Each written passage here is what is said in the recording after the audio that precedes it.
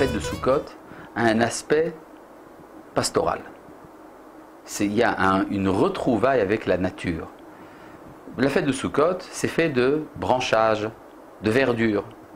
Quand on est dans sa soukha, on est sous un plafond de verdure. Souvent d'ailleurs, les murs de la soukha également sont faits de verdure, sont faits de branchages. Et puis en plus de ça, il y a un commandement particulier à cette fête-là, c'est d'agiter les 4 espèces. Or les 4 espèces sont des plantes. Il y a une branche de palmier non ouverte, il y a 3 branches de myrte, 2 branches de saule et un fruit, le cédra. Et tout cela est agité à la fois. Ça se faisait dans le temple, ça se fait également aujourd'hui en dehors du temple. On voit qu'il y a ici quelque chose d'extraordinaire, c'est le retour à la nature.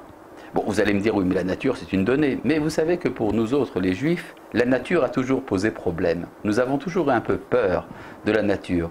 Quand nous entendons parmi les nations des voix qui appellent à un retour à la nature, eh bien nous autres, les Juifs, nous disons, oh là là, mais quand est-ce que va apparaître la barbarie?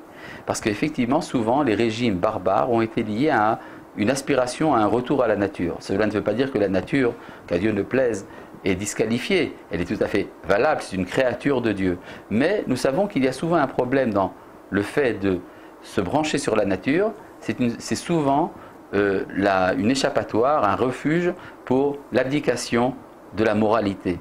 Mais nous savons quand même qu'il y a l'unité de Dieu, que Dieu est partout. Et donc nous ne pouvons pas nous permettre de refuser la sainteté de la nature. Seulement, nous célébrons la sainteté qui se cache dans la nature après le jour de Kippour. Le jour de Kippour est un jour où nous avons été libérés du mal. Nous sommes libérés de l'emprise du péché, de la servitude du péché. Et à partir du moment où nous avons retrouvé notre liberté par rapport au mal, c'est là que nous sommes capables de rencontrer la nature et de la sanctifier. Et ceci se fait justement avec l'aide de nos amis parmi les nations, parmi les Noachides.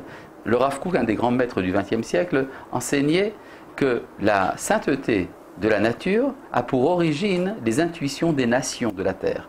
Eh bien, c'est grâce à vous que nous pouvons faire une fête de Sukkot pleine et totalement bien achevée, totalement harmonieuse, le retour de l'homme à la nature.